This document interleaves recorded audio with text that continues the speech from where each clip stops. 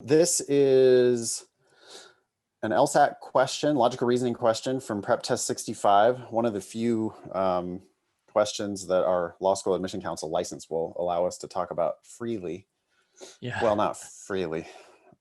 We pay them $5,000 a year to be able to talk about these question 150 questions. Yeah. If you wonder why LSAT prep is so expensive, the Law School Admission Council does not make it cheap. Yeah. Okay, so you want to read this argument? Sure. So there are two people. By the way, this is Test 65, Section 4, Question 16, if I didn't already say that. Go ahead. Awesome. Critic to economist is the first person.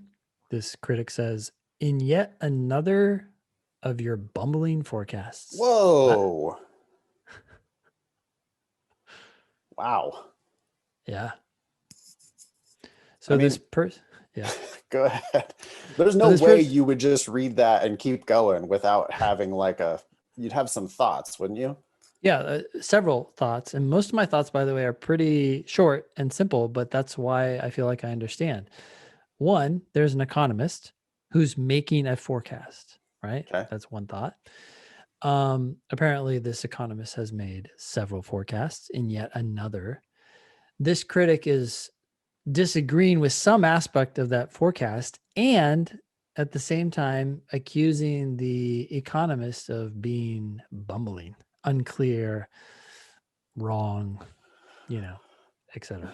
It's the word choice that does it for me. In LSAT reading comprehension, I'm always struck by how much one word can say. Sure. And the class, because they're racing through, they do it on logical reasoning as well. Because they're racing through, they don't notice the choices that the author is making. This critic did not need to include the word bumbling at all.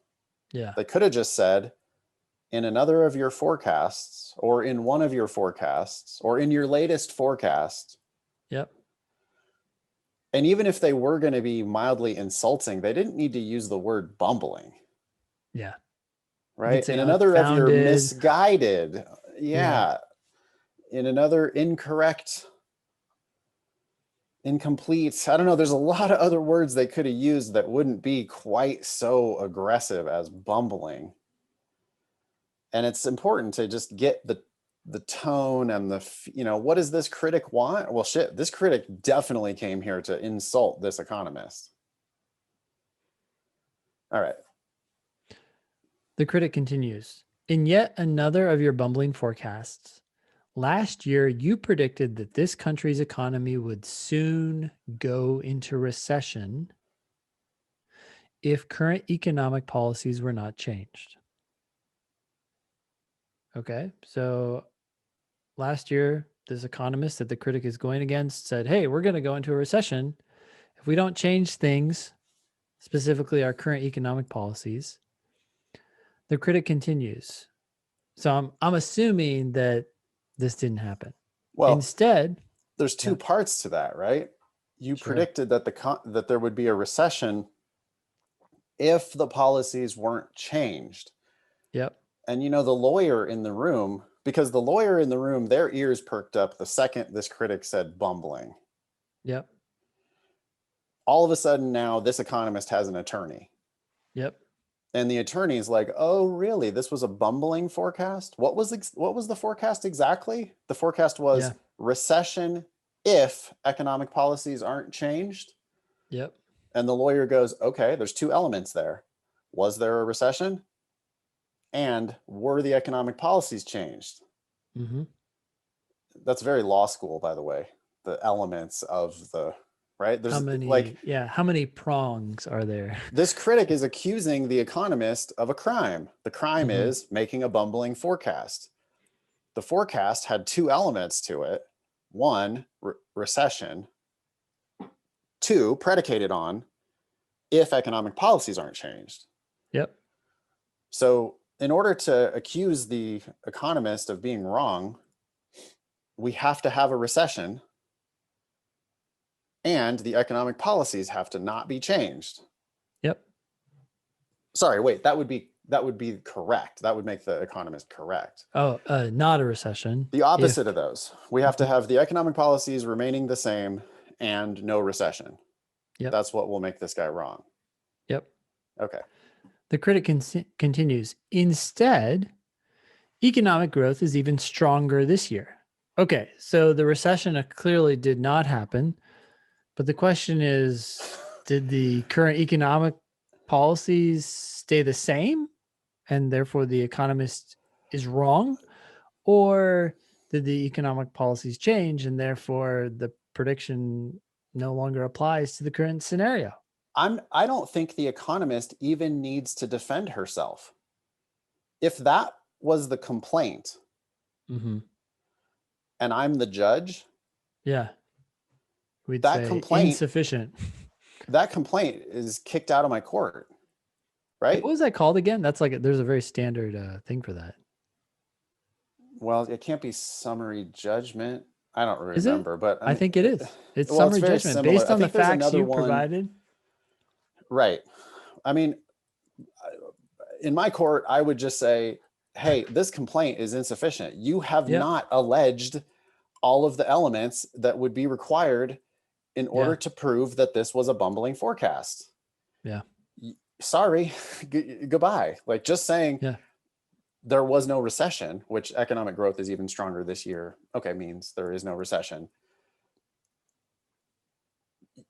Were the policies changed or were they not? And the critic has to put that in their brief. They have to present a fact that says, actually, the policies were not changed. You know, analogies don't always work, but the thing that's nice about your analogy here is that in the court, the burden is on the plaintiff, right? To at Like, least allege the crime, yes. you have to allege all of the elements of the crime. And if we're talking about civil litigation, you do have to allege all the elements of the tort or whatever. Mm-hmm. You're gonna have to, at least in the paper, Yeah. before we ever get to, and this is why, I say this all the time, but lawyers are professional readers and professional writers. You don't get to the drama courtroom part if your paperwork isn't legit. And this critic just gets kicked out of court on the paperwork because they failed to allege that the economic policies were not changed. It's clearly an assumption that the critic is making. This is extremely law school. I mean, it's exactly what law school is like. Yeah. I was just going to say that the burden is on whoever's making the argument on the LSAT as well. So whenever you're making an argument, the burden's on you to prove your conclusion. If you fail to do that, right, you've failed. Absolutely. Read these arguments as if you were a judge and you were considering whether to let this case go forward or not. Yep. Almost always you're going to see it. You're going to go, hey, either your logic is just completely flawed, which get out, or you've failed to allege one of the elements of your crime. There's a big gap here, in which case get out. Yep. Looks like the economist is going to defend herself. Yes. The economist says there was nothing at all bumbling about my warning. Okay. You're wrong. It's just a conclusion, right? Who gives a shit? Just a conclusion. Stop talking, economist. There's something. Surprise, the economist surprise. has a way to win this case, and she does not need to say her conclusion. But anyway, she did. Indeed, it convinced the country's leaders to change economic policies, which is what prevented a recession. In other words, the if clause or the if condition that this economist based her prediction on, if current economic policies were not changed, then we'd go into a recession. That never happened. The economic policies did change. So my prediction is no longer like applicable, or she defended herself on the exact same grounds that the judge would actually have just thrown this lawsuit out to begin with. Yep.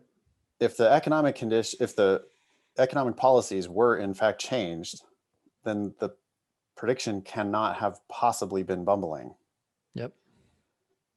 The economist, to edit down the economist's defense, Mm-hmm. She could have said economic policies were changed. That would have been 4 words. economic policies were changed. Thank you. Goodbye. Yeah. I mean, that's so all the conclusion and everything, and like the fact that her warning is what convinced the country's leaders to change the policies. None of that That's matters. interesting. That brings in a whole nother like can of worms because you're like, wait a sec, did you actually do that? But it doesn't matter because the The unnecessary patting herself on the back and the unnecessary statement of her conclusion, yep, she already wins her case when she says economic policies were changed. we don't care why. Yeah. Okay. All right. Yeah. So the question says the economist responds to the critic by. This is very similar to a question that says the argument proceeds by, but specifically here they're asking about how the economist's argument proceeds or how the economist responds to the critic. What type of question is this? Well, I mean, we call it a reasoning question, but it's in the larger family of top down must be true. Sure. It's just, hey, what did the economist do? Yep. We're going to find one answer here that correctly describes what the economist did. Yep. There's going to be 4 wrong answers that misdescribe what the economist did. So it's just going to be something different from what she did or something extra. The correct answer here should be conservative, boring, obvious. It should just be like, well, yeah, Your Honor, the economist obviously did this thing. It's right here in the record. And the wrong answers should pretty easily be like, nah, well, she didn't do that. She just didn't. The record does not show that she did that. No, she did the opposite of that. Or she kind of did that, but this is a stronger version of what she did. Those would all be wrong answers because we need to find something that's clearly rooted in the evidence. Yep. What the economist did. Yeah. As she responded. Just did she do it? Yep. Answer choice A. Did the economist indicate that the state of affairs on which the economist's prediction was conditioned did not obtain? Okay, yeah. I mean, people hate this answer, but it's correct. The economist did show that the state of affairs, which is whether the current economic policies had changed or not changed, on which the economist's prediction was conditioned. Yes, her prediction depended on whether or not the current economic policies had not changed, had stayed the same. Condition means if, right? Conditional reasoning means an if-then statement. The economist's prediction was an if-then statement. If policies don't change, then there's going to be a recession. So the state of affairs that the prediction was recession. The state of affairs that conditioned that prediction was if economic policies are not changed. And then we got a double negative now. Did not obtain. And this is an unusual use of the word obtain, but obtain also means happen. So did not happen. They should stop doing that bullshit. What value is there in that? Honestly, you know what that is? It's like systemic, casual, unintentional racism or classism at the very least. Because you're saying only the most elite. Yeah, nobody ever read that phrase before. Normal people never read that phrase. It's like only people who have grew up reading Supreme Court opinions, people with lawyer family understand that phrase because your dad uses it. But that they shouldn't do the shit that's like particularly only lawyers know this language. There's no point having that in the LSAT. Yeah. Yeah, it's weird. I don't know what to make of this because I mean there's a lot of nuance. There's a lot of part of this test that's just tough. But I don't feel like this word in particular, this word sucks, but I also feel like you could figure it out from context? Like did not obtain? Like, well, Yeah. okay, I don't know what you mean, but I guess it didn't happen, which kind of seems Well, like, don't let my criticism of this question be an excuse for you to miss it. yeah. Because even if you didn't quite grasp what does not obtain means, Mm-hmm. you should still be able to eliminate the 4 wrong answers and hopefully come back to this and reread it until you understand it. Yeah, and say to yourself, okay, I'm not 100% sure what obtain means, but I can't say with confidence that it's definitely wrong. Right. And we can Yeah. conclusively eliminate these 4 wrong answers. So let's And everything else in answer choice A works. So, didn't maybe. obtain means didn't occur or didn't happen. Yep. Mm-hmm. But even if you hadn't seen that, Yeah. what do we think about Let's. B? Yeah. B says, the economist the economist responds to the critic by distinguishing between a prediction that has not yet turned out to be correct and one that has turned out to be incorrect. There's no distinguishing going on. There's not 2 predictions. So this is out. I mean, and you might have to like personalize B to really understand what it means. Sure. But there are no words there that are fancy pants lawyer shit, right? There's nothing there that normal humans shouldn't be able to parse if they took Mm-hmm. their time with it.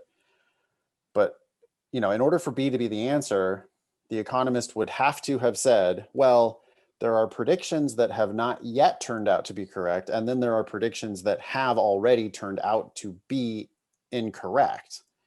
Mm-hmm. So that would be like, I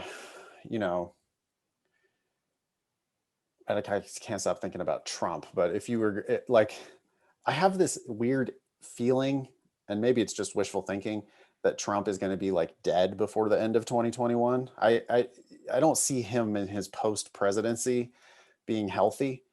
Mm-hmm. So maybe somebody made a prediction Trump will die before the end of 2021. Sure. Well, if I made that prediction has not yet turned out to be correct. Yep. Has that prediction turned out to be incorrect? It can't possibly until the end of 2021. Yeah. So if this economist was making a distinction like that, like, well, yeah, it's not yet wrong. Or sorry, Mm-hmm. it's not yet right, Yep. but it's also certainly not wrong. Yeah. That would be distinguishing between a prediction that has not yet turned out to be correct and one that has turned out to be incorrect. Yeah. Like on January 1st of 2022, that prediction could turn out to be incorrect. Yep. And, and so it's like, what? The economist did not do that shit. Yep. And so B's conclusively eliminated. Even if you don't understand A, you can't pick B. Cannot pick B. Okay. The economist responds to the critic by attempting to show that the critic's statements are mutually inconsistent. The critic made an assumption. The critic left out some information, but the claims that the critic made were not mutually inconsistent with each other. In other words, incompatible. They could be. What's your example that you use to teach? I've got one, but it's so stale. What do you use to teach what it means to have presented mutually inconsistent or mutually incompatible statements? I don't necessarily have a go-to example, but I would just say something like, the ground is wet, and then another claim that essentially says the ground is dry. I mean, Okay. you Yeah. can't do that, right? So Can't be both wet and dry at the same time. mm-hmm. Okay. Yeah, that makes sense. I suppose any binary logic, like complete logical opposites. Mm-hmm. Or not wet. The ground is wet. Oh, the ground is not wet. It's those like, would okay. be inconsistent statements. Yeah. Yeah. I always say like X equals 2 and X is an odd number. Mm-hmm. Mm-hmm. But yeah, I guess you're right. Like I drink coffee and I don't drink coffee. There's an inconsistency there. Mm-hmm. That's what C means. Yep. It almost never happens. It's almost never correct, but we do see this answer. You see the answer a lot. It's not Yep. automatically wrong. I mean, it's wrong because the economist or the critic did not present inconsistent statements, nor did the economist attack on those grounds.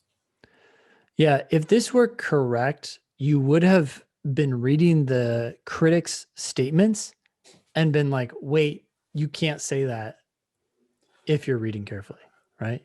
This is something you would have spotted and be aware of. Yeah, the critic would have to have said, you predicted that we would have a recession and you predicted that we did not have a recession.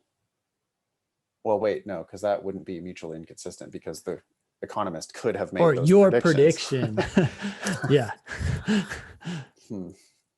Anyway, it would be very specific circumstances. It would be obvious that that was the answer if it were the Yeah. answer. All right. Yep. D, the economist responds to the critic by offering a particular counterexample to a general claim asserted by the critic. So I bet that's what people pick if they miss it. they think, oh wait, convincing the country's leaders to change economic policies is a counterexample, I guess, in their minds or something. People don't understand what counterexample means. Mm-hmm. I have an example. Please. A general claim that presidents of the United States normally don't incite riots at the Capitol, Okay. Mm-hmm. and a particular counterexample of Donald Trump. Yep. Right? That's a general claim. Presidents don't do this. Yep. And then a specific counterexample. Well, except sometimes they do. Yeah. Yep. Smoking causes cancer. Uncle Joey smokes, died and never had cancer. Right. Counter example. It's an example, a specific instance of something that goes against the more general claim. Right. Oddly enough, we don't really have anything like that. No. Sorry, go ahead. We don't really have even a general claim in the critic's statements. The critic is making a specific claim about a specific prediction. This prediction is wrong. And the economist is responding to that specific criticism. So you can get rid of D because there's no general claim. You can get rid of D because there's no counter example. So yeah, it's bad. Yep. E, the economist responds to the critic by offering evidence against. Okay, so far, so good. Because the economist is providing evidence against something. Yep. Offering evidence against one of the critic's factual premises. So I've seen people miss this question by picking that as well. Yeah. So the economist is going after an assumption, which is an unstated premise. In other words, the critic never said that the current economic policies were not changed or stayed the same. They never said that. They just assumed that. So the economist is going after one of the critic's unstated premises or assumptions, but this is saying offering evidence against one of the critic's factual premises as if it had been actually said. And it had. Yeah, in order to make E the correct answer, the economist would have to have said, or one way that the economist could have made E the correct answer is if she had said, I never made that prediction. I never made that prediction. Yes, that would be going after one of the factual premises of the critic. Right? The critic said, you made this No, prediction. The economist goes, I never made that prediction. That Yeah. would be evidence against one of the factual premises of the critic's argument. Or when the critic said, instead, economic growth is even stronger this year, the economist could say, no, it wasn't. No, there was a it's recession. not stronger. It's actually worse. It's in a recession. Right. Thank you. Yep. Yep. Those would be attacking the actual facts that the critic presented. Instead, what really happened here, and you know, I think the best teaching, I think it's probably useful that we went through those wrong answers because I can see people being attracted by them. But if you're too reliant on the answer choices, you're being passive anyway. And the real pro approach to this question, we attacked the critic's argument. Mm-hmm. We said, hey, were the economic policies changed or not? Because you left that out of your argument. Yeah. The economist did defend on exactly those grounds. And then the correct answer, A, is correctly describing, I mean, in annoying language, but yeah, the economist said, hey, my prediction was based on economic policies not changing. Mm-hmm. That didn't happen. Economic policies did change. So then you can't accuse me of my prediction being wrong. And the answer turns out to be A. And I guess the thing that I really want to show people here is how much, if you're doing these questions actively, you're just compressing the test down. It's like we're doing so much of an easier version of the test. Yep. You know, if you raced through the critic's statement and didn't see the glaring hole, then you might not understand the economist's defense. You clearly don't understand what A means then. And now you're going through all these, some of them more attractive and some of them less attractive, trap wrong answers, hoping that the answer choices explain it to you. And I promise you, if you're slow at logical reasoning, that's why. Because Ben would have taken 30 seconds on this question. Ben would have gone, you know, take plenty of time on the critic's statement, but clearly recognized, dude, you didn't even allege that the economic policies weren't changed. It's an assumption of your argument. That's a big problem. And then the economist goes, yeah, we changed economic policies. Boom. A perfectly describes it. You would take about 5 seconds to get rid of B, C, D, E. The answer is A, and you're moving on. It's like no sweat, right? It's just like a less stressful, less effortful way of doing the test because you're doing it actively instead of doing it passively. And it all starts from reading carefully at the very top. Yep. I It's a think that perpetual word, life challenge, right? Do you want to do less work now or more work in the future? it is perfectly applicable in legal contexts. Man, you want your first filing to be perfect. Yep.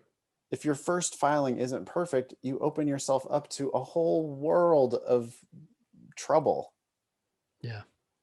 You know, and so they are testing how careful you are. They're testing how detail oriented. Yes, they're testing your like English abilities for sure, but they're also just testing how patient and how careful you are in applying those English abilities. And the whole test just opens up to you. It becomes so much easier. I mean, I do not think that this is a hard question at all. If you noticed the giant hole in the critic's argument, because the economist does attack that hole and A describes that attack. And we basically predicted the answer at the end of the critic's argument.